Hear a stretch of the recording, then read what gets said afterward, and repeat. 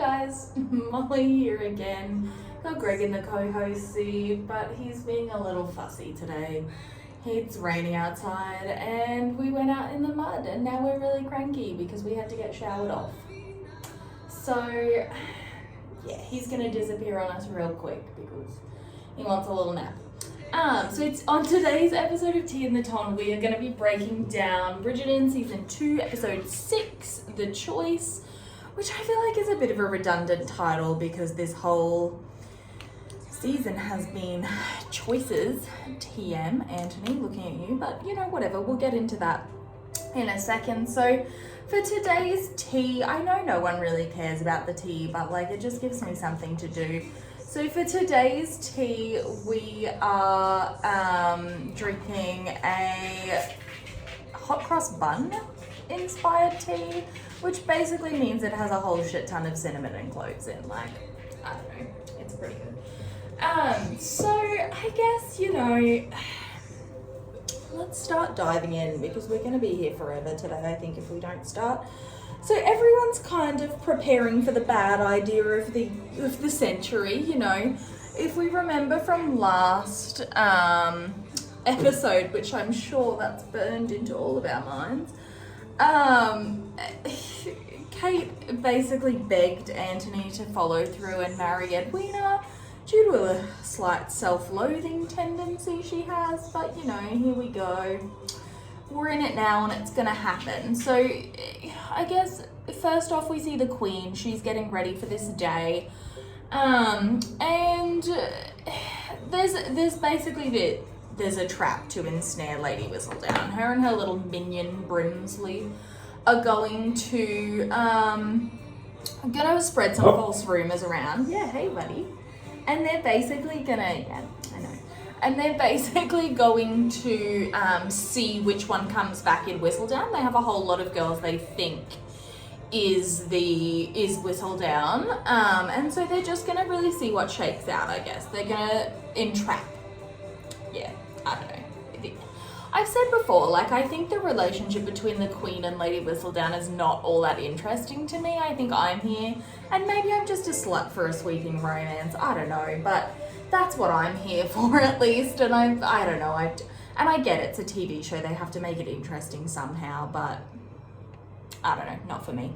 Anyway, so we go to the Sharmas and the Bridgertons. We see like this parallel scene, and everyone's getting ready. So the Sharmas are doing a haldi ceremony, which, you know, I didn't have any idea what this was prior to the show coming out. And it's quite traditional in South Asian weddings. You know, it's turmeric and flour and oil, a few other things, and it's rubbed on the bride's skin basically to give her a glow and kind of, I don't know, it's traditional.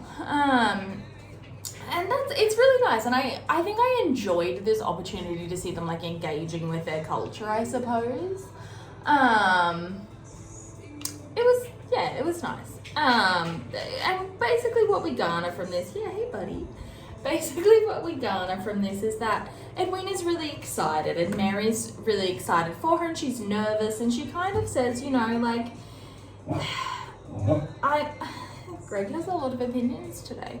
I guess what she's saying is that, yeah buddy, I know, is that she's excited and she, Greg, please.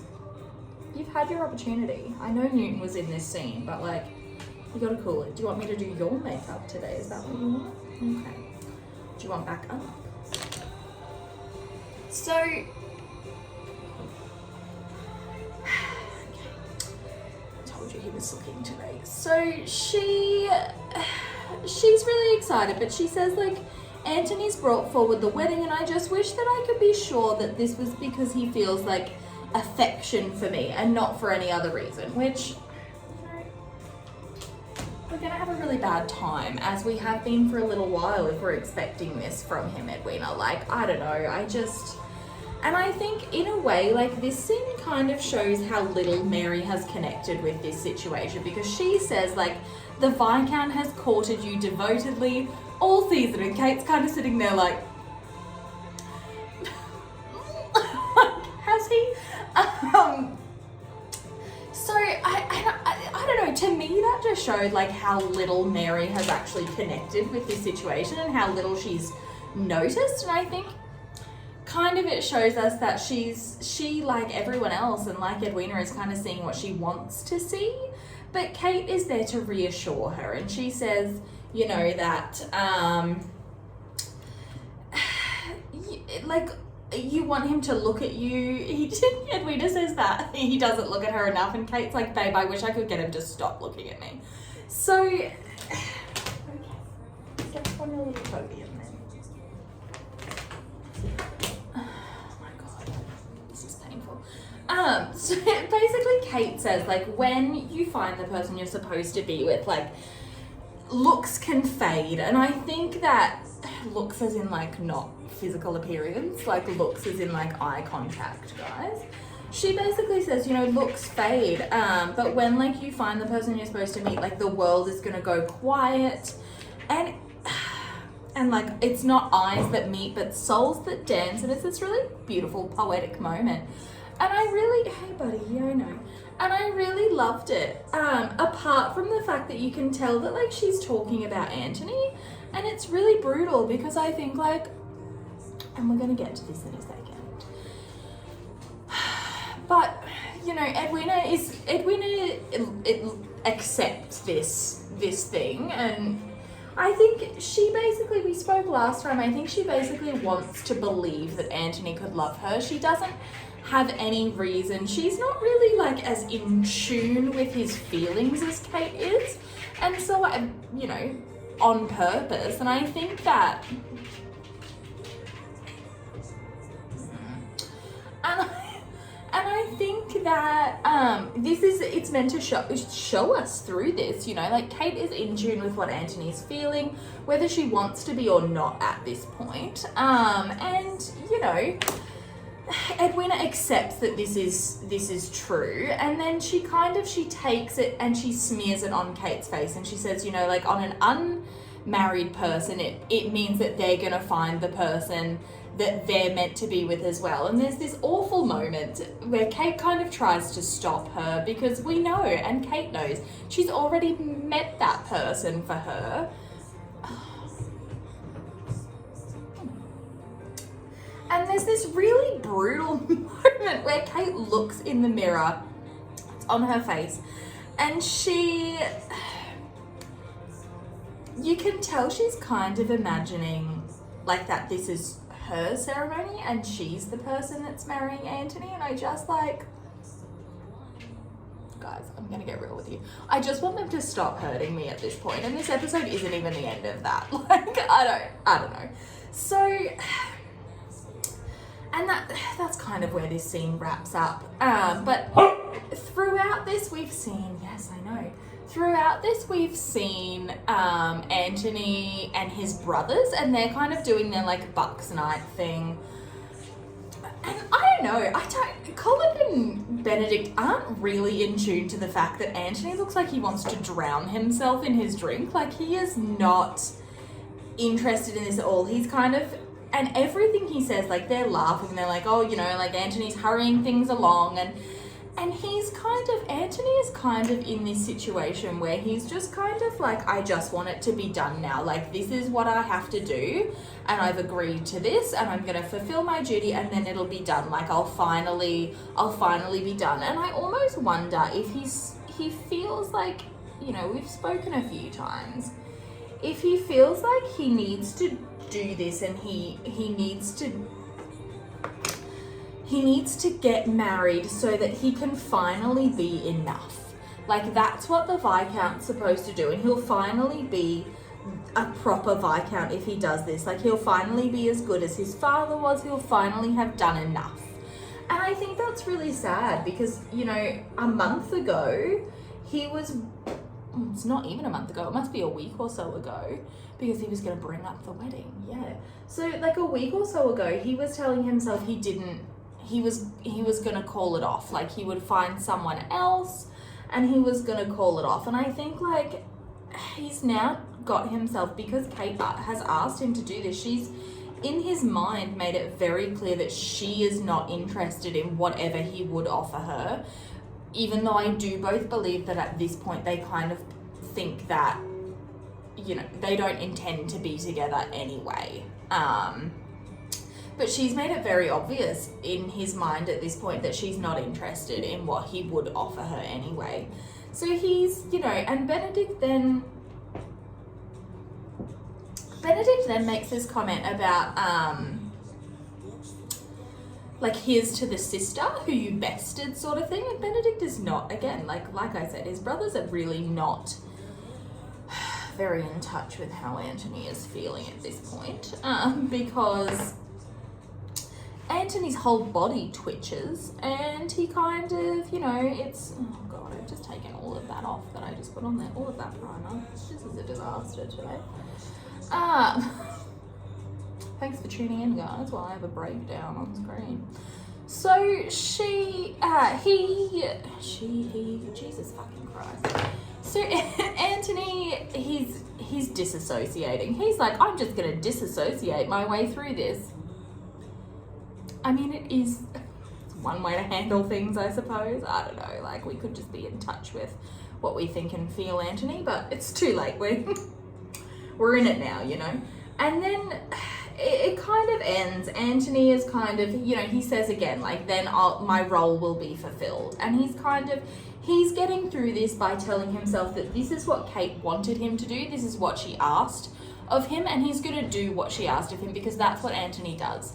He does what's asked of him, he does what's necessary, and he gets through it, basically. And I think, you know, we're in this situation where I think, like, it should be this really joyous occasion, and I think if they were marrying anyone else, like, it would have been, but it's not for them. Like, I mean, it is for Edwina, I guess. The poor bitch. I feel really bad for her this episode, because she literally, like, she has no idea what's coming, and everyone else we're going to see in the lead up to this walk down the aisle, like, everyone else saw the writing on the wall except for poor Edwina, and I just, like, it's so brutal. It's so brutal to watch it. Like, I don't know. So yeah. Let's just skip through. It skips to wedding day, and Portia's getting Prudence ready. And she has decided that basically they're going to use this wedding to their own advantage for their little scheme. And they're going to use Prudence to, I suppose, like, garner attention for his ruby mine. So she's, you know, they're going to use her as a little fake ruby mule. So she's going to trot around this wedding and basically tell everyone about the expensive gift that Lord Featherington has given her upon their betrothal, because it's true love, you know. I don't know. I don't really want to talk about this plot that much more. I feel like there's not that much more to talk about it until we get to the last episode at least. But basically, I'm just going to run through it really quickly now. But basically, it's going to plan. Portia, I mean, I said last episode I was a little bit annoyed with her because I feel like she's taking advantage of her friends and neighbours, and I do still feel that way. But she basically says they need to be selective about who they're going to dupe and who they're not going to, because they don't want to get in too much trouble from this. Like, she's planning on this being a long-running scheme, I guess, which, like, schemes like this only work if you're, like, circus folk who pack up and leave in a week. Like, you know, like, I don't really know what her long-term plan was here. Whether it was to be like, the mine's caved in. I'm not really, like, I don't know enough about mining to refute any of these things she's saying anyway. So, you know, that's what they're going to do. And they decide that the Bridgerton should be left out of this, which I guess it's like a minor plot point coming up for Colin. Which, you know, we had to invent things for that cardboard cut out of a human being to do this season, so sure. Anyway, yeah. So Penelope and Madame Delacroix, in the meantime, they've been running this scheme where the two of them are, you know, Delacroix's using her dresses to deliver the manuscript, I suppose, to the printer. And Penelope's starting to fish for information about Theo, and I'm not really sure why. I think she's just worried that it tastes a little bit like orange peel, and I can't figure out why. Anyway, so I think she's just worried that Theo is going to tell Eloise, figure it out. Like, I'm not really sure. I think she just wants more information about Theo at this point on Eloise's behalf. I'm not too certain, you know. Like I said, I'm not really an expert on this. Stop it. What are you doing? We're now just eating a plastic box down here. That's what that noise is. Can you stop? So, yeah, I don't know. So we get to, you know, everyone's getting ready for the ceremony. Kate has, and she's really excited about this, and they obviously become quite a big plot point, but she has her mother's bangles from the day that she got married, and I think it's really sweet because, like, it's implied to us and it's shown to us that even when there was a lot of money, like, the Sharmas were quite poor.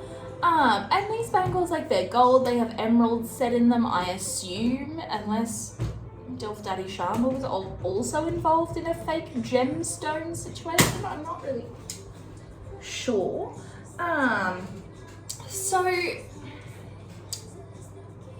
Kate saved them and she's brought them to England for Edwina to wear at her wedding rather than her own. And Edwina says, like, she doesn't really, like, you know, they're for Kate. And I think it's really nice that these have been saved, despite the fact that they probably could have fetched quite a bit of money. Like, Kate's held onto them, Mary's held onto them, their father held onto them for Kate. And I think that's, you know, that's a really, like, it's sweet and it's nice that Kate wants to give these to Edwina because, you know, they're family. Edwina? Gonna get to that little ditty later on. So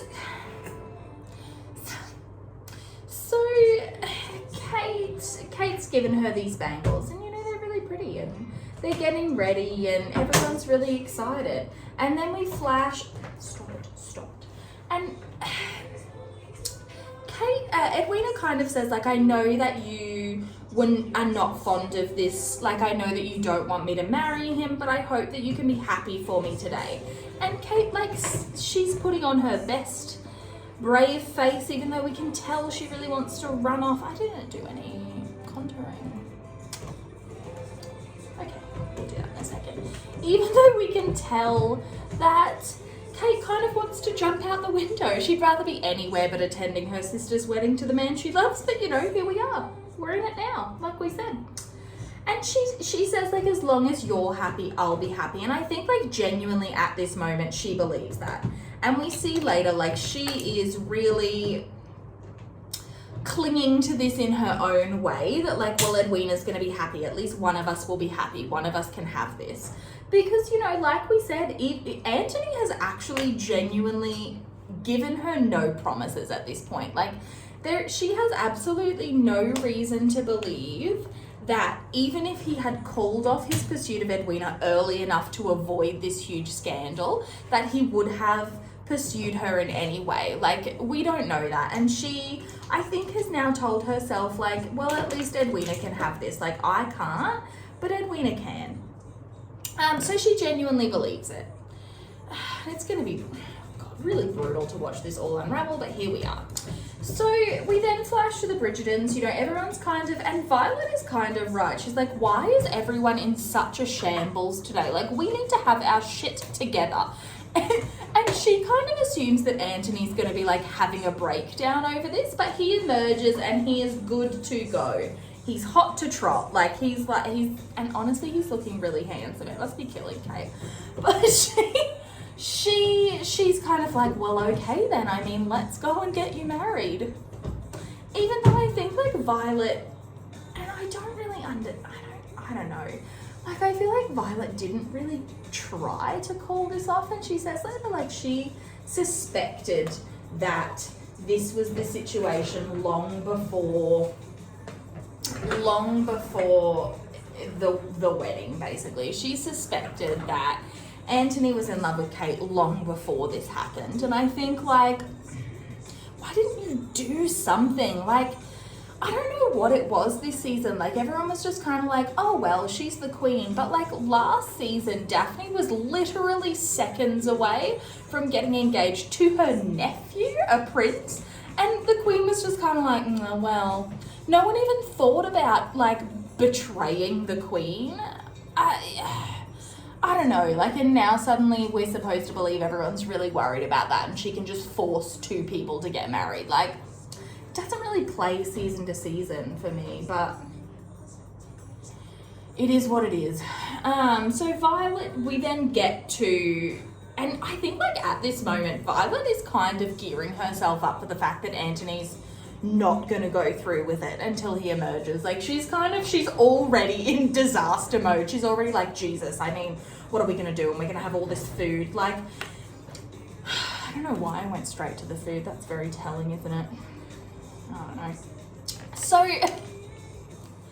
we'll unpack that later if we feel the need to. So they're going to the wedding. They get to the wedding and she has a weird interaction with Lady Danbury, and it's kind of implied that, like, she hasn't really seen them since this whole situation with the Sheffields played off. Which is weird because I feel like I guess they didn't have to do any wedding planning because the Queen did it all, but I don't know, it just feels weird to me. I don't know. So, you have rejected my offer to sit up here so many times. Don't come crawling back now. We're arguing today. That's what my life is, me talking to a corgi. Right, so, and basically Lady Danbury kind of tries to apologise for what happened with the Sheffields. I think she feels very awkward about it, as she should, but Violet's not really having it. She's kind of like, babe, we're done. You know, it's a little scene. We then see this, like, bit of exposition between Colin and Penelope, and and Eloise is there, and he's saying he wants to make his mark. He really wants to make a name for himself as a man. I don't know, I think I just have very little patience for all this, like, I need to do this as a man situation. Like, I don't know, it's not really it for me. But it basically then, I don't know, Penelope is kind of digging a little bit more about this Theo situation. And I think, like, in this moment, I kind of felt that Penelope, like, wasn't so much as concerned for Eloise's reputation. I love how everyone's so worried about their reputation. I guess it's all these women had, but I don't know, it just makes me think of the Taylor Swift album. So I kind of got the impression that she's more worried about her, like, standing as Lady Whistledown and, like, maybe Eloise finding out about that. And I said before, like, I'm not sure why it is that Penelope seems to really want Eloise's opinion on Lady Whistledown, but she doesn't want her to have any real role in it. And it's kind of it kind of feels very confusing to me, this sort of exposition. And I guess they had to sort of set up for this argument that they're gonna have in a few episodes. But I don't know, like, it just felt a bit weird to me that, yeah, it didn't really seem to match. But so anyway, we see Anthony, and we now flash, Daphne's arrived, and she is kind of making it evident very early on that she says she was late because she didn't think Anthony was going to go through with it. I can just fully imagine her sitting at home at Cliveden and being like, don't bother coming, Simon, he's not going to do it. And then, like, you know, she's like, it's not worth your time, babe. It's not even worth mine. And she kind of says, like, Benedict's kind of like, ooh, Daphne doesn't approve of your bride. And Daphne says, like, no, like, I like her. I think she's a great person, and that's why I don't want you to do this. Like, she deserves honesty. You deserve honesty. Kate deserves honesty. Like, and I guess, like, Daphne's not privy. I guess that's the problem. Daphne's not privy to the conversations that Anthony and Kate have been having. And that seems to be what really riles Anthony up. So he basically kicks Benedict out, and they're going to have it out, basically. And he tells us right here the reason for his actions in this whole episode. Like, we see later on, like, he's going to try and convince Edwina still to go through with it. And I think genuinely he's like, I've locked into this. I can't turn back now. Like, it's too late. Any chance I had, it's gone, and I need to just accept that this is my life now. He's in full just resignation. He doesn't want to, and he doesn't really want to talk about what could have been or what could have happened, because there's no use. Like, it's not going to do anything. He's just going to have to be right back here marrying her anyway. So he doesn't really want to talk about it. And Daphne kind of very astutely, she's still got the Bridgerton brain cell this episode. Love that for her. She's had it for a little while in a row now. So she's still got that brain cell, and she's really locked into it. And she says basically, like, and what about Kate? Like, what's she doing? Where's she at? And immediately we see Anthony is very hurt by this, because he basically says she's made her own plans without me. And we see that moment of like hurt, because it was and he feels, and he's right, like Kate didn't discuss this with him. She's made this decision for them, and he's going to go through with it. And I think, like, in a way, it's a bit of like a taste of your own medicine, Anthony, because he's always making decisions for other people to just have to go through with. So I think it was really interesting to see, like, him be the one that just has to sit there and take this decision from someone else. But, you know. So yeah, he says basically, she's made her decision. We've made this choice. There's nothing between us. If there's nothing between you, Anthony, why are you so upset, you know? And Daphne's kind of like, she brings up their father, and she kind of says, like, do you ever wonder what our father would say to you on a day like this? Like, he was the only one you really listened to. And Anthony immediately is absolutely feral that she's deigned to bring this up. And she's kind of like, he's kind of like, don't talk to me about this. Like, I don't want to hear this from you. I don't want this. Let's just do this. And Daphne immediately, she's kind of, and she's right, like, she was, I guess she was 10, but she was old enough to see all of these things happening. She was old enough to see the change in him. And she says that, like, I saw the change that happened in you the day he died. You never cried, like, you don't laugh anymore, you don't smile, like, and it's brutal, because we have seen him do all of these things already with Kate. But, you know, we can't talk about that right now, so we'll get to that at the end. So he, and she says, like, I don't know why you feel the need to do this. Like, I wish you can choose to be happy. Like, everyone can choose this, because Anthony has said, you know, I had to change. I had to do this for our family so that you could be the person that you are today. Like, I am the person I am because everyone else needed me to be this way. I didn't have a choice. I didn't have time to mourn. And you know what? He's right. Like, we saw in those flashbacks, immediately there was no space for Anthony to be himself anymore. He had to be the Viscount. He had to be this person. And I think that's really devastating, you know, like, that we saw the change so obviously, and still, like, his family is not really acknowledging that partially, like, not all of it, obviously, but part of this was a necessary change for him. At least in the beginning, you know, like, it was necessary that he do this.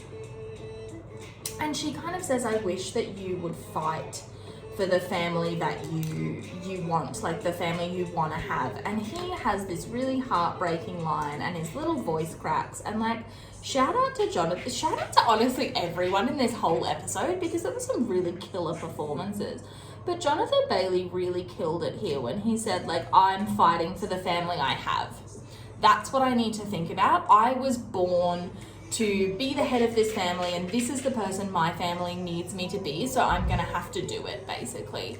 And Daphne really, I don't know what irked her, but she really, that really got under her skin, because she basically says, like, you make all of these decisions and then you resent us for having to do it. You resent us for having to do it, and it's not fair. And then she then says, which I feel is the lowest blow, and it really comes back next episode, but she says, they don't make us respect you, they just make us pity you. Imagine hearing that from your sister. Like, I'd have to die. Shout out to him for still being upright and standing, because, like, my God, that is brutal. And I think for someone like Anthony, who has spent his entire adult life in service to his family, to hear them basically say, like, and I think, like, genuinely, Daphne is one of the siblings that Anthony sees as closest to a peer. And I think part of it is because, like, he's the oldest boy, she's the oldest girl, and I think there's a kind of kinship in that. And I really did enjoy the progression of their relationship this season, where they can, now that she's married and she's kind of which it seems so ridiculous to say because this girl is like 19, but she's like a matron, a society matron. But it's kind of interesting to see their dynamic even out a little bit more. And I think, like, genuinely Daphne is one of the siblings that he respects the most. Not that he doesn't respect all of them, but he sees her as much more of an equal. And I think to hear that from her, the person who, like, he has most recently been in service to as well, I think that's so brutal. And I think coming into this that's really where we start to really see Anthony unraveling, because this is sitting in the back of his mind coming into this wedding, and he's unraveling, and he's unraveling so fast. Like, oh boy. So we then flash to Edwina. She's ready to do this shit. She's looking amazing in this white dress, and she is playing with these bangles, and she turns to Kate. Kate's looking like she wants to jump out the window, by the way. She has repressed her feelings to the point where she can't feel anything at all, actually. Totally normal adult behaviour. I mean, it is a vibe, but, like, I don't really like seeing it reflected on screen. So, and Edwina basically says that she doesn't want to wear these bangles, and she doesn't want to feel like she's taking what's rightfully Kate's. And I think obviously it's a very pointed remark, because we know that Edwina is about to have the life that Kate wants for herself. And I think, like, there's a real, like, we all know, you've seen the episode. If you haven't seen the episode, why would you be watching this? So there's a real, like, poignant, listen to me, moment in the fact that, like, the thing that stops this wedding is something that was supposed to be Edwina's. And if Edwina hadn't stopped and thought this should belong to Kate in this moment, the wedding would have gone ahead. And I think, like, there's a really, it's a really powerful thing. It's one of the more powerful things about this sequence, I think, that, like, if these choices hadn't been made in this exact sequence, this wedding would have gone ahead. Like, I don't think anything else would have stopped it. Like, Edwina was locked in. So Kate ends up wearing the bangles, and Mary huddles them together, and she says a line that honestly, like, oh, Mary, you didn't even know what you were saying. But she says, let's give the ton a wedding to remember. Well, they're definitely going to do that, babe. Let's go.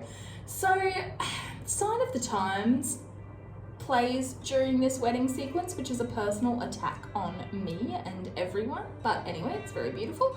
Anthony walks down the aisle, and we can kind of see him, like, gearing himself up to do this. Daphne's ready to object. You can kind of see her being like, how is my mother? Like, am I too old for my mother to drag me out of this church if I stand up and object? Like, I wonder. She's looking over at Violet as if to be like, is anyone going to stop this? I'm not sure. Like, Kate starts walking down the aisle as Edwina's, like, maid of honor, and Anthony has this very obvious reaction to her walking down the aisle towards him, and everyone sees it. Lady Danbury sees it, Violet sees it, Daphne definitely sees it. The Bridgerton boys don't see it because they're the Bridgerton boys, but, you know, here we go.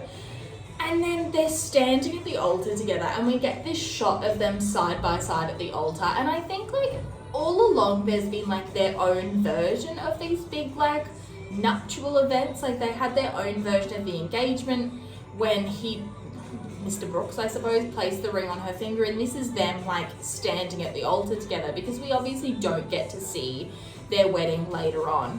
And then it's Edwina's turn to walk down the aisle, and she looks beautiful. She's really excited, and Kate like genuinely is happy for her in that moment because she sees how happy Edwina is. And I think like genuinely that's her sign where she's like, yeah, this was the right thing to do. Edwina's going to be happy and I won't, eventually like no one will have to know I ever felt this at all.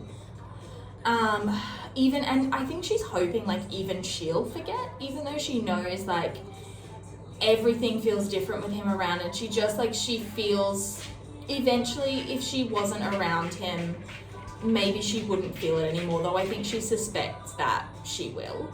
But Anthony forces himself to smile, and again, everyone sees it. Like, we're at the altar. And at this point, I was genuinely like, so Anthony and Edwina are getting married. Like, this is fine. This is good. Because I thought, like, at this point, what is going to get someone to call this off? And I knew it had to be Edwina, because if Anthony's the one that calls this off, he's a dick forever. And like, it's Anthony, so this was already a big swing anyway. He is kind of a dick. He's my son and I love him, but we've said he's a fuckboy, you know? So Kate's standing there behind Edwina as the ceremony starts, and she is standing there and she's like, I will nobly bear this burden because this is what my family needs. And Anthony's like, just going to disassociate my way through this if you don't mind. He's not focused on Edwina at all. He's looking behind her, straight at Kate, and the world goes quiet, I suppose. Like he has this, I don't want to say hallucination, let's call it a vision.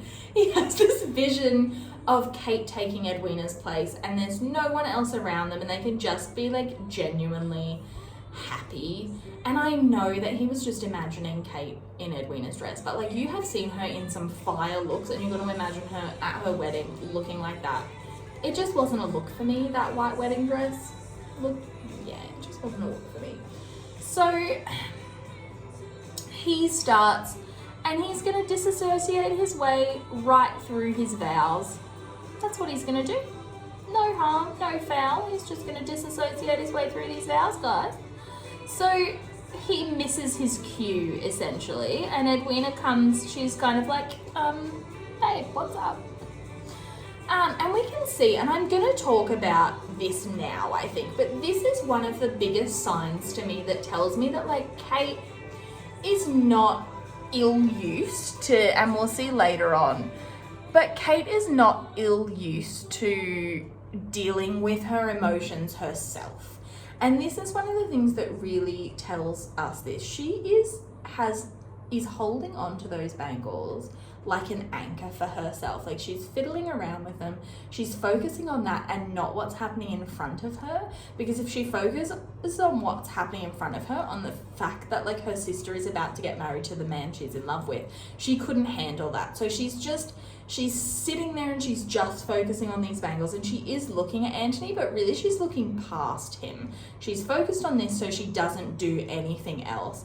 And the bangle comes off, which Simone actually said was actually quite difficult to do because apparently they were very tight, but we're not talking about that. I just love like little factual tidbits like that. Love that for her. So the bangles fall off, and immediately everyone, I think everyone has seen how like disassociated Anthony has been through this wedding, and immediately he falls to his knees in front of Kate to pick up her bangle. And they have this moment of prolonged eye contact, some heavy prolonged eye contact, and then Edwina notices.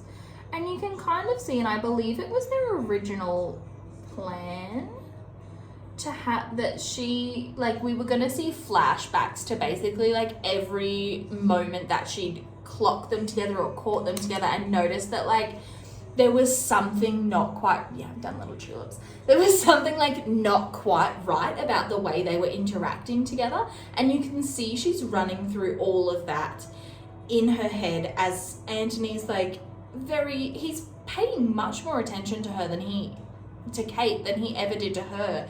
And I think she just realizes in this moment that, yeah, that's what that was. It wasn't hatred and it wasn't dislike, it wasn't anything close. Like yeah. So she runs out of the church, very rightly so, and Kate has this moment where she basically looks at Anthony and she's like, what the fuck have we done? Basically, like, what have we done? What have you done? Look at you, you stupid little slut. And she runs out of the church after Edwina and Mary. Chaos. And at this point, I was gasping on my couch. It's like past midnight at this point, like it's past midnight. I've been up since 5 a.m. that morning, and I'm just like, I'm ready to breeze through it. I've had 3 Red Bulls and I'm just like, let's go. I was locked in at that point. So they all run out. Edwina, we see immediately, she's very distressed by this, and like, oh, this scene has lived rent-free in my mind. No matter what you think about what happens here, no matter what you think about Edwina as a character, her, you know, characterization in the show versus the book, like, Charitha Chandran killed it in this episode. Like, girl. Oof. This line where she says, like, you can't deny it now, Kate, has just, like, it has been playing in my mind. Like, she's living rent-free in there. Like, my God. So Edwina, rightfully so, she wants the truth. And Mary is kind of confused. And she had this moment, I think, when Anthony knelt in front of Kate, and I think you can see on her face she realizes something's not quite right, at least on Anthony's behalf. And I think she's hoping, she knows what's happened, but she's hoping that she's wrong, I think. And so she's kind of like, Kate's basically trying to be like, you know, like, I don't know, like, I didn't intend to do this, because Edwina's, you know, saying like, you wanted him for yourself all along, which seems like a stretch, because though I guess maybe in Edwina, and like, she's very upset about this, as she should be. She's just been very publicly embarrassed. And I've said a few times, like, I don't think necessarily that any of the feelings she relates in this immediate after are to, you know, to be seen as ridiculous. I think I would be very upset if my sister had just shared a very tender eye fuck with my fiance over my head at my own goddamn fucking wedding. I think I would be pretty upset as well. But Kate kind of, like, you can see she has no idea what to say about this, because everything Edwina's saying is kind of true. And eventually it gets to the point where Edwina kind of just asks bluntly, are you in love with him? Do you love him? And Kate can't bring herself to say no. And you can see Mary realizes in this moment, fuck. Like, she realizes that Kate can't bring herself to say no. And I think, like, a lot of things in this moment, it's coming crashing down for all 3 of these women in very different ways. Like, Edwina is kind of having a realization that Kate hasn't been completely honest with her about this, obviously. Kate's having the realization that she has handled this quite poorly, which, I mean, we all kind of saw that coming, but she's handled this quite poorly. Edwina's having a meltdown because, you know, she's just basically run away from her wedding. And Mary, I think, is having the realization. I think her realization is one of the most important ones, even though it's very quietly done. And I've spoken so many times, I can't do it anymore, about the fact that Mary's storyline was hinted at and abandoned several times. But what I think we see in this moment is Mary realizing how much she's actually let slide. Like, she's realizing how much she's allowed Kate to take on and how they've gotten into this situation, essentially. And so she says to Kate, and she has copped a lot of flack for this, but I am going to say that I actually don't blame Mary for this at all, for the way she reacts, actually at all, through any of this. Like, I think it's quite understandable.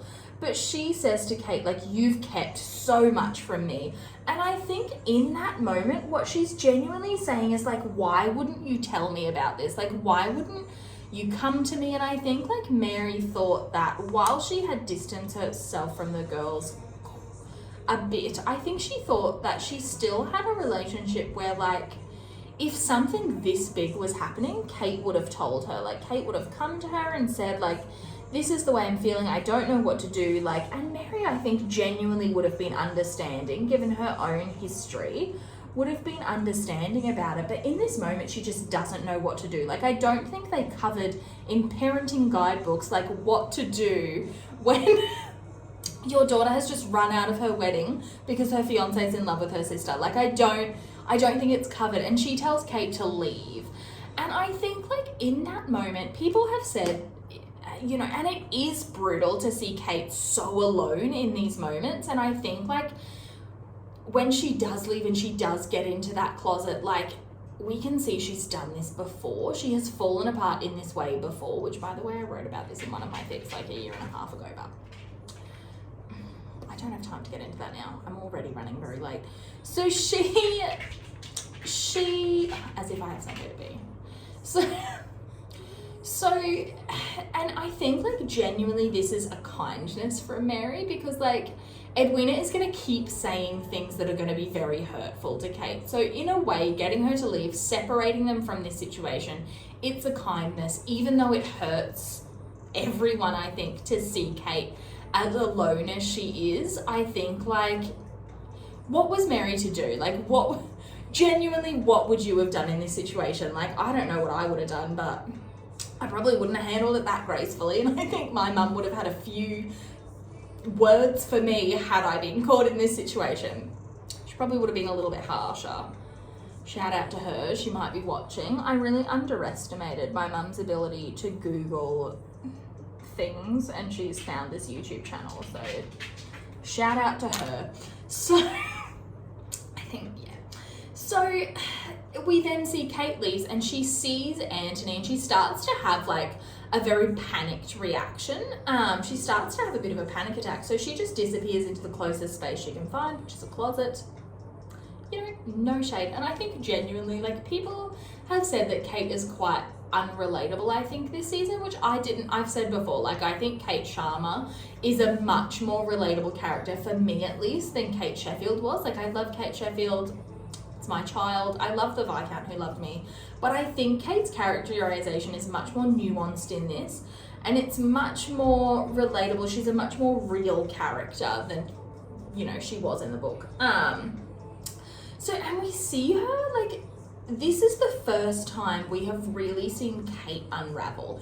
And I think she does it in a very processed, procedural way, to the point where she has done this before. She throws off the bangles, and I think, like, she throws them off because in her mind, like, that's what has hurt her sister. That's what's hurt Edwina. She's just said to Edwina, like, what I felt for Anthony, like, it doesn't matter anymore. And yeah, she throws off the bangles and she slowly, like, unravels. She's trying to calm herself down, and she curls up into this little ball on the floor of this closet. And I've never related to anything more in my entire life. As a proponent of what I call a 90-second cry during the workday, where I just, like, slowly cry in the bathroom at work. We're not getting into that, but, like, felt very seen in this moment. And it's a really, like, it's a brutal moment, because Kate thought all along, like, genuinely what she consoled herself with while she was slowly hurting herself, and she could see, I think, in a way that she was hurting Anthony as well. But while she was hurting herself, what she really clung to was the fact that, like, this is what Edwina wanted. This is what her family wanted. This is what they needed. And it's unraveling. Like, Edwina's just, you know, been a little bit hurtful, and I think a lot hurtful, and I think, like, yeah, it's falling apart, because what she had told herself was the right thing to do for this reason is now not something that Edwina wants, and she doesn't really know what to do about it, you know. Oh God, this, like, I've never, I don't think, wanted to hug a fictional character more in my entire life than I did Kate in this moment. Like, my God. Simone Ashley, I've said it a few times, like, awards for Simone Ashley this whole sequence, this whole episode, this whole series, felt like yeah, I don't know. I just think this whole sequence, it really tied together what we've already seen from Kate, obviously, but I had some videoing issues, that's why that cut out. Sorry. It really ties together, like, I don't know, Simone Ashley's performance in this moment, this episode, this series, incredible. Like, no matter what else you have to say about it, like Jonathan Bailey and Simone Ashley really carried this series, and I am very thankful. I'll talk about this a little bit more at the end when I do like final thoughts, but I think like I'm very thankful for the care they took with their characters, because they could have easily become caricatures rather than like fully rounded characters, and they didn't because of the way they were portrayed, and I just like I'm grateful for that, I suppose.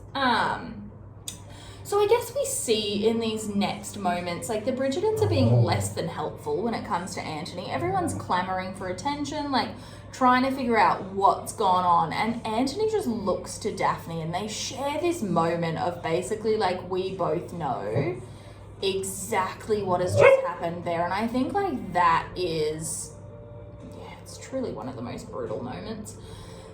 Because Anthony's unraveling too. Everything's unraveling, and these are like Kate and Anthony are two characters that really cling to the control they have over things, because they don't, like, they feel out of control. They don't know what else to do, so they focus on the things that they can control. And nothing in this moment is controllable. They don't know what to do. They don't know where to go from here, essentially. And I think like it's really just, it's scary for them in a way, because it is all falling apart and they don't know what to do. So the Queen is ready. She seems very ready to force Anthony and Edwina to go through with this. And she's basically saying it's because like Whistledown has put her in this situation. Whistledown has put her in this situation and where she doesn't like how much control Whistledown has over the Ton, and she wants to essentially regain control, and if this doesn't go through, her taste is going to get questioned, which like, I don't know, this seems like a big, I don't know, like I said at the start, like I don't really know what's going on with her this episode, this season, nay. But whatever it is, I don't like it. She's ready to carry through. And she basically says to Lady Danbury, like, get out there. This is your fault too. I chose this girl because I trusted you and you said she was the one. So get out there and fix this, essentially. Get out there, go.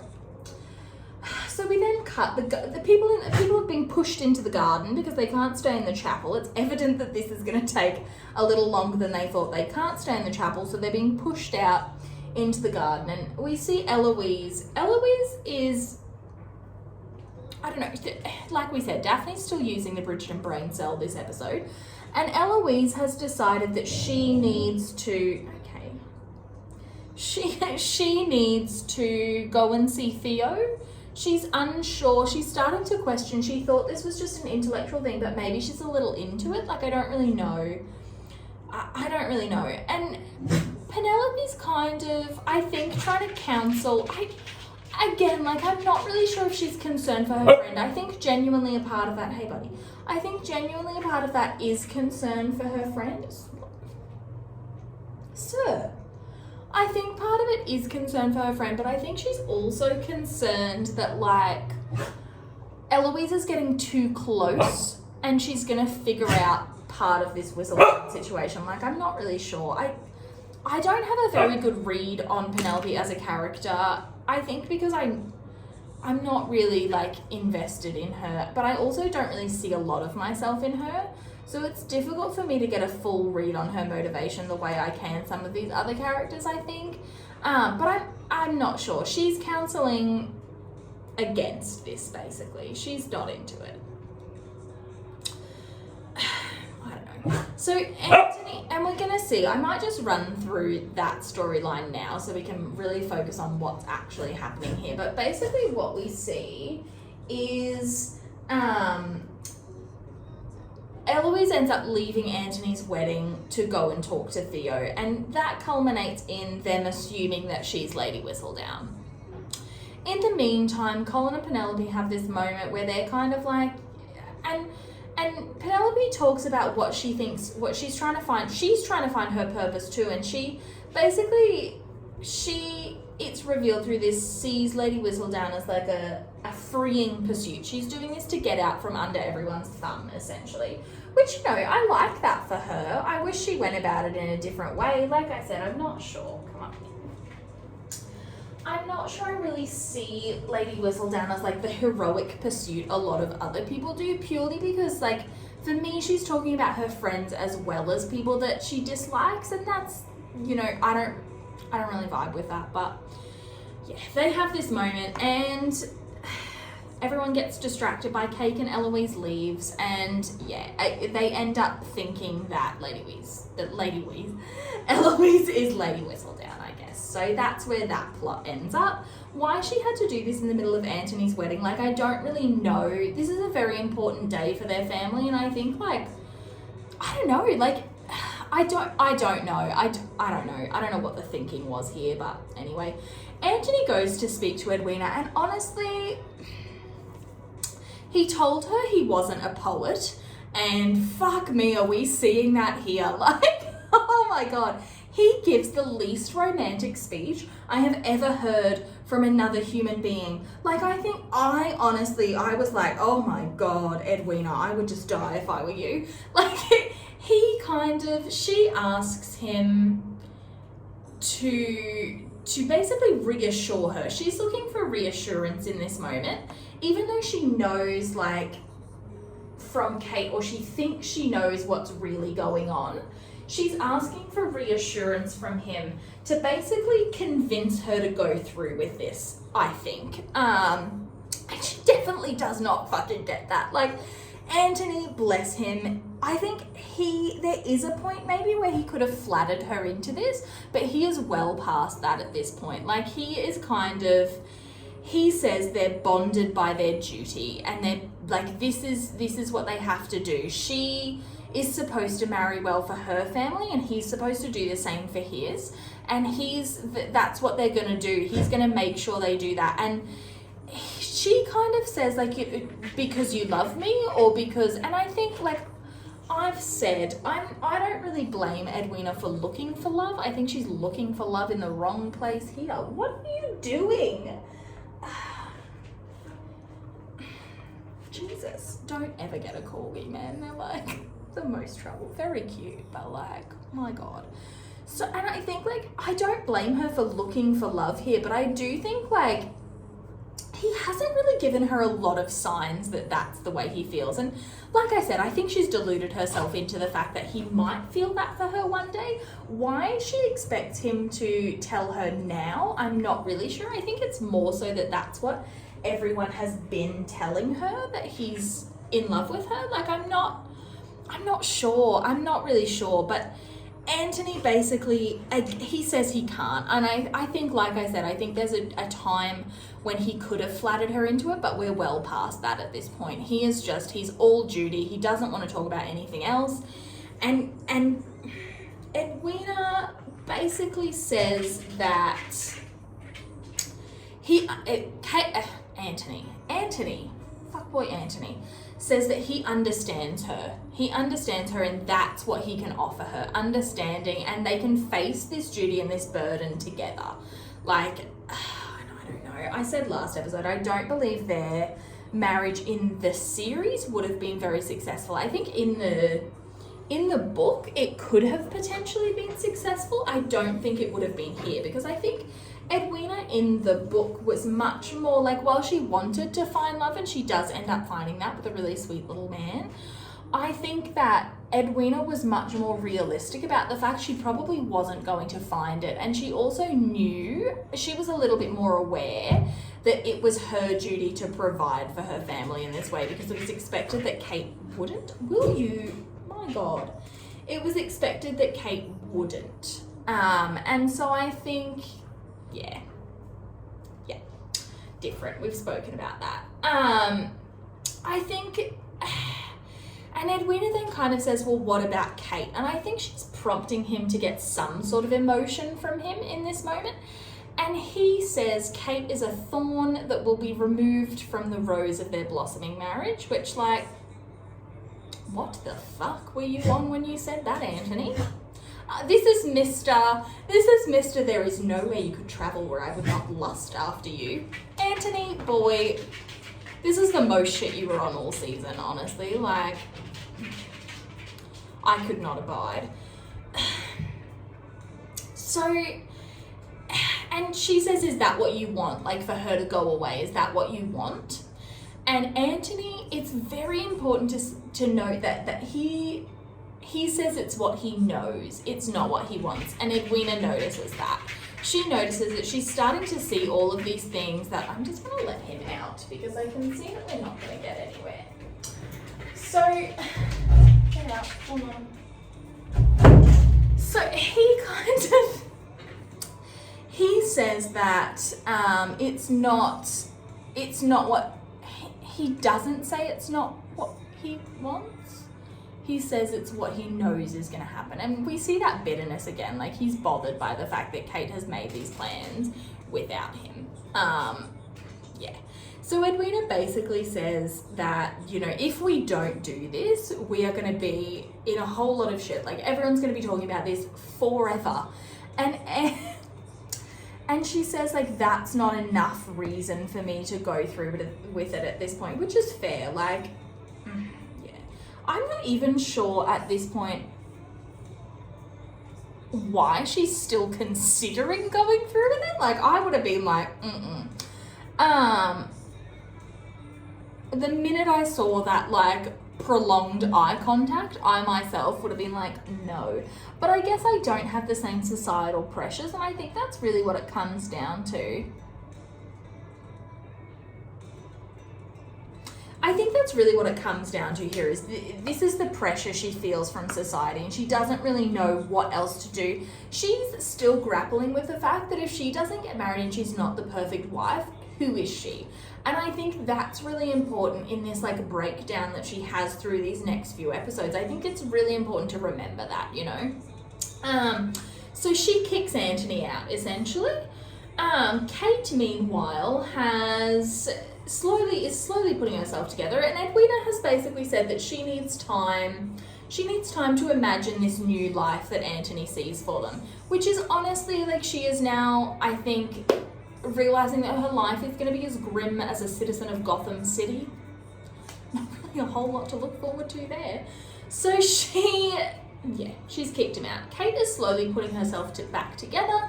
She puts the bangles on and she's realized, I think it's time to emerge and try and figure out what the fuck she's going to do now. And Anthony, she gets out of there and Anthony's immediately like, hi, how you going? Follows her back into the closet where she tries to run back away from. She's running back to safety and Anthony's like, not so fast, let's have it out. So she tries to kick him out and he basically, like, is telling Kate that this is what you wanted, we have to follow it through now, you need to go and convince her to do it. And I think he is still trapped in this, like, I've gone too far, we have to do this, like, we can't come back from this is the only way that needs to happen, like, you need to go and you need to tell her to do this, basically, like, whatever you have to say to her, get her to do it. And Kate has realized that it's not going to work and she doesn't really want to keep manipulating Edwina this way because it is a manipulation. And, you know, I think this season is a really interesting comment on, like, no matter what your intention was, a manipulation is a manipulation, and it's not, no matter what way you try to justify it, it's still hurting someone. Like, whether it was justifiable or not, it's hurt someone. And I think Kate has realized that in this moment, and so she's kind of, she says to Anthony, like, what do you want me to do? Like, what do you want from me? You want me to trick her into this? Like, I can't do that. And she goes to move away and they kind of steal this last moment together because through all of this, it's unraveling. And I think they're both coming to the realization that this isn't going to happen. He's not going to marry her, and like, a twisted part of them, or like a really sad facet of this, is that she wants and he wants, they still want this link to one another, because if they don't have even that tiny link, like, they'll never see one another again. And they steal this moment together. He grabs her wrist and he holds her there and he touches the bangle on her hand, and I think, like, it's a nod to what has just happened and the fact that, like, these bangles are the reason that this happened. And I think it's very pointed, I think, that it's something of Kate's mother's, who everyone has dismissed this whole season as being inconsequential, and it's something of hers that actually prevents this from happening. I think it's very sweet and it's very important. They have that moment together and then, you know, they leave. So Lady Danbury and Violet kind of have this conversation where like, so Kate and Anthony, I fucked. That was weird, huh? And I think that they both realised that, like, they've played a part in this too. Like I said last episode, like, everyone is culpable in a way for this getting to this point, you know? Like, Anthony had no business pursuing Edwina when he felt that way for Kate. Like, absolutely no business. He never should have proposed. He should have called it off at episode 3 after that bee sting. Like, it never should have gotten even this, like, even as far as to a proposal, honestly. Kate should have probably told Edwina a little bit more, you know, but I think it comes to a point where, like, even if she told Edwina, like, there was a time to tell her and she missed it, unfortunately, because of Anthony's proposal.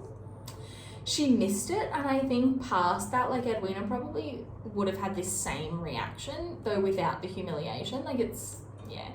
And, you know, for Edwina, Kate told her many times that this wasn't going to be the marriage that she probably wanted and the marriage she deserved. And, you know, Lady Danbury and Violet, and Violet says, like, Daphne's just confirmed for me what I've suspected for a long time. No, that's bullshit. You knew. Everyone knew. Like, everyone knew that it was getting to this point, and I think, like, they're all culpable for it. And the blame it's not black and white. Like, it's 100 shades of grey in this, where, yeah, it's everyone's fault that they've gotten to this point. And I think Lady Danbury and Violet realise in this moment that there's nothing more they can do. Like, they're not going to convince this girl to go out there and marry someone she's not in love with, especially when, like, it would be one thing for her to be marrying someone she wasn't in love with if the person he was in love, sorry, who's not in love with her. It would be one thing for her to marry someone who wasn't in love with her, for it not to be a love match, and have him either not have feelings for anyone or be anyone but her sister, who's always going to be there and she's always going to feel this comparison to. I think, like, they're both in this situation where they're like, I don't know what we're going to do, but it's not going to be that. Like, no one can convince her to go through with it, nor should they. And yeah, I don't know. Everyone's falling apart this episode. It's, you know, it's what's going on. So Kate then goes to visit Edwina. And this is, I think, like, Mary's disappeared again. She's gone. I don't know why she wasn't present for this. And I think, like, we're going to talk about this at the end, but I think a lot of the Sharma family dynamics could have been fixed with 3 simple scenes. I'm going to tell you what they are as we go.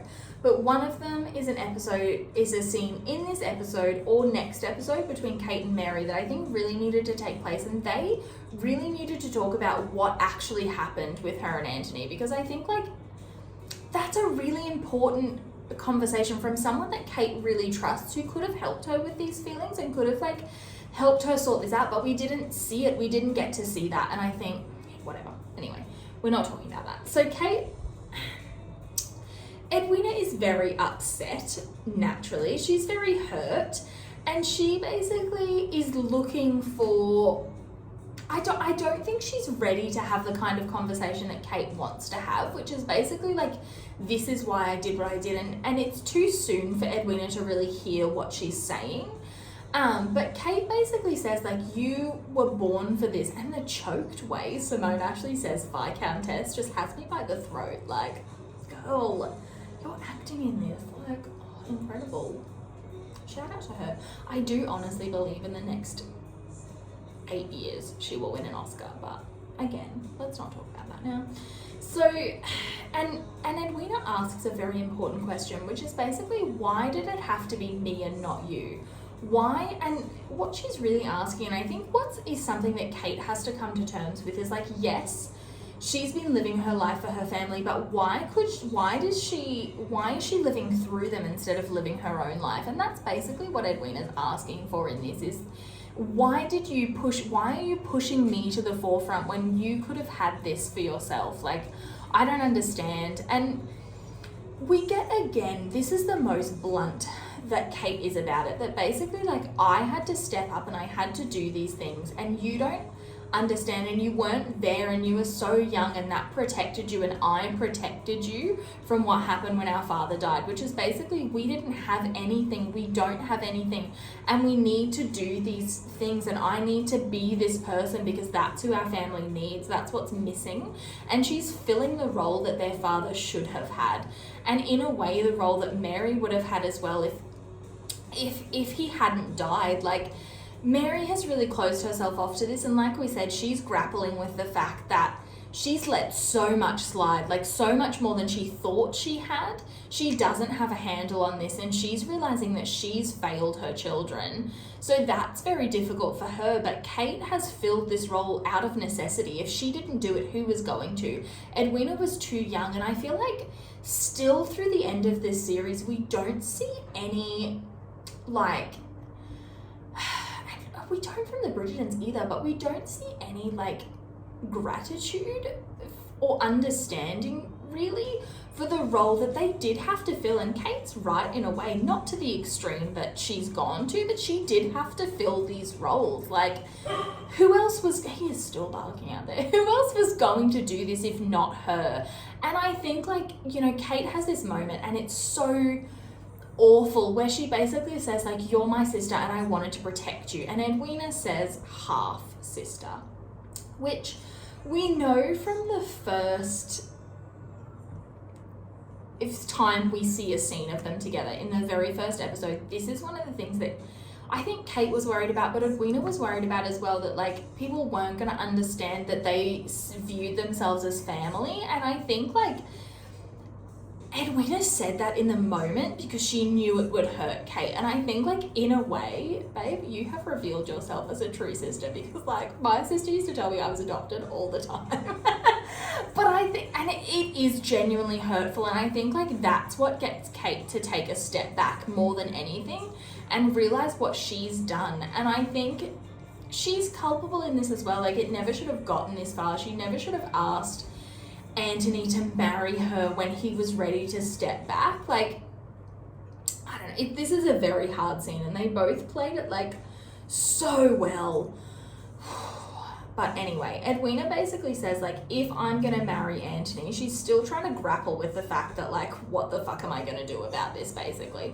She says, if I'm gonna marry Anthony, it's not gonna have anything to do with you. Like, I'm cutting myself off from the life you wanted for me. And I think like, there was a way to do this and give Edwina this character growth, like I said, without it getting so far with Anthony. I think, yeah, I'm not really a fan of letting it get so far, because I think now it becomes more of a relationship where they're, like, it's a point of contention between the sisters. And while I don't think it's unreasonable for Kate to have the mirror held up to herself and say like, this is what you've done through your actions, I wish it hadn't been in this way. It feels a little sharper than it needs to be basically, but you know.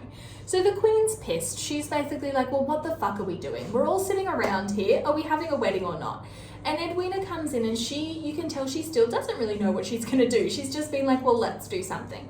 And the king comes in and you see like there's this genuine moment. He's confused and he's disoriented and he thinks it's his wedding day, but he talks about like how beautiful his wife is and how in love with her he is essentially. And Edwina in that moment, and this is I think the truest we see Edwina's character is in this scene, where she is genuinely kind to him. And she recognizes the kind of love that they have, and she realizes that's what she wants for herself. And she's not, I think she's realized she's not going to get it from Anthony, and she deserves it, and everyone deserves to be loved. So why is she going through with this farce essentially? So she leaves, the Queen leaves, and everyone kind of realizes. Edwina says like, the true love you have is so beautiful basically, and like your wedding is a culmination of this. And I think everyone in the room realizes that that's not what this wedding was. And I think like she's trying to realize and she's trying to accept that it's not what it is. And in that moment, she's made her decision. Before she even has this next conversation with the Queen, she's made her decision. And we then see her and the Queen together, and they have a very frank conversation, and they're kindred spirits in a way, which I think is really beautiful. And I did like this aspect of their relationship, where basically, like, the Queen talks about how, like, whispers and words, they're only relevant and they're only there while you can hear them.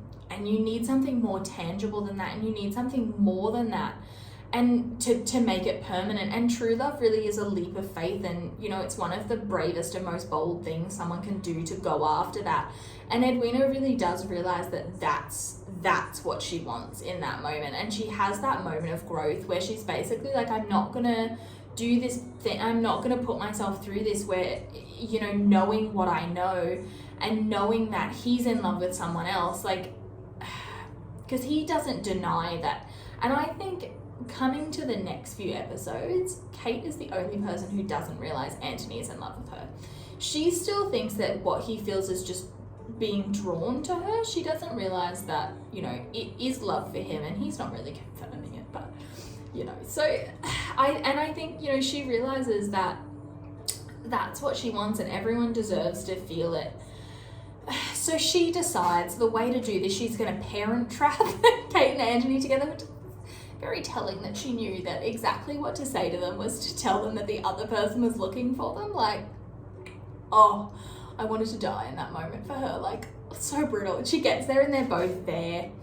And she kind of says, like, I know that you can't give me what I want and what I deserve and what we all deserve. And I think she says, like, you're never going to look at me the way you look at her, and I don't want that for myself. And what I really love about this moment is that this is actually a mirror of what happens in the book, which Kate doesn't realize in the book when he marries her that he has feelings for her.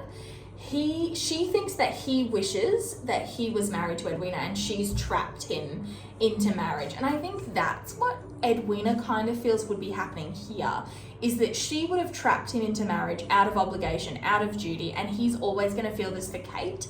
And Kate, they have this moment on their wedding night in the book where Kate basically says, like, I want to be the person that you think of, like, I want to be the person that you think of most and first, and and I don't think I am that for you. And Edwina here basically is saying, like, I don't want you to look at me and see Kate. And that's what Kate says in the book. I don't want you to, like, you're looking at me and you're seeing Edwina, and it's not, like, fair to either of us. And I really enjoyed the parallel in such a different way. Like, I really didn't expect it, but it was really, I think this moment was really well done. I just wish it was done in a slightly different way, So she's not having any of it. She basically says to Kate, like, you've given me the life you wanted, but I don't want this, which I think is, I don't know. I don't think that's fair, personally, to say, like, I didn't want any of this. Babe, you begged her for this 3 weeks ago. Like, shut up. And I know we're all hurting in this moment, but, like, that felt a little bit unfair. And I think, like, Edwina tosses a few things around these next few episodes that I'm like, she did tell you that this was going to happen. Like, and you weren't ready to see it until it was too late. Unfortunately, I think, like, that's really the thing with all of these main characters, is, like, they weren't willing or ready to accept what was in front of them until it was too late.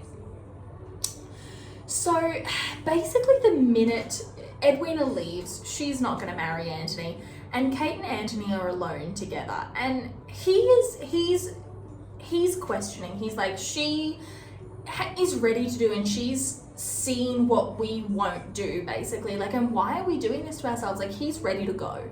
He's ready to go. He's like, babe, let's run away together.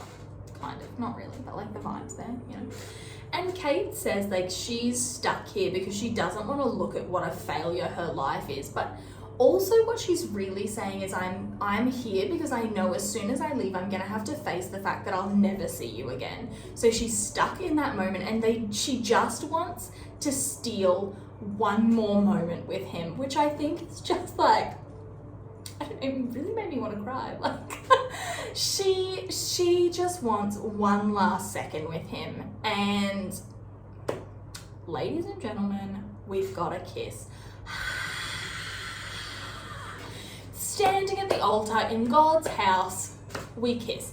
And this is my favorite kind of cinematic kiss. It was so cinematic. Kate is only ever planning on having one kiss in her entire life. What a fucking kiss to have, ladies and gentlemen. We were spinning. They weren't spinning, but like the camera was spinning, and I really enjoy those like really full circle moments.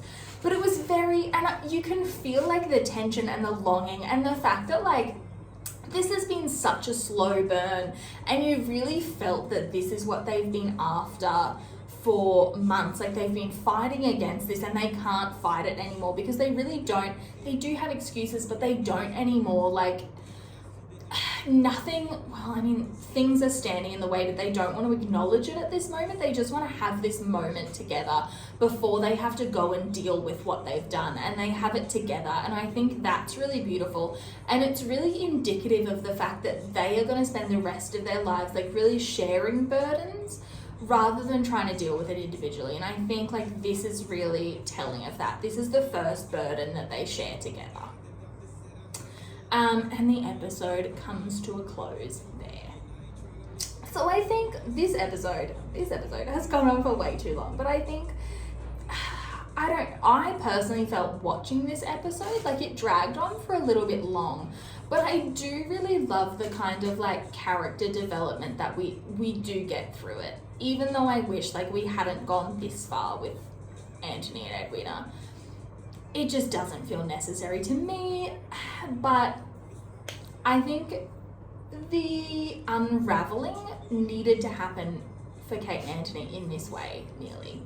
Like something like this had to happen for these two people who cling to control to stop clinging and to just let themselves spiral a little bit. And it's a really messy, and like these last few episodes, you basically see this really messy spiral, and they find each other at the bottom of it, and that's really beautiful, I guess. So we're gonna wrap this up here because I've been talking for way too long, so much so that I had to stop and start again. Like the dogs run off, it's a whole thing. So you can find me on Tumblr at Newton Sheffield. I've written quite a lot of Kate and Anthony fanfiction. You can find that on AO3 if you like. What did we start this week? Oh yeah, we did like a forest, Moulin Rouge started, and Mr. and Mrs. Smith AU, so like, cool. Anyway, yeah, thanks for getting ready with me. Thanks for hanging out, and we'll see you next week. Bye.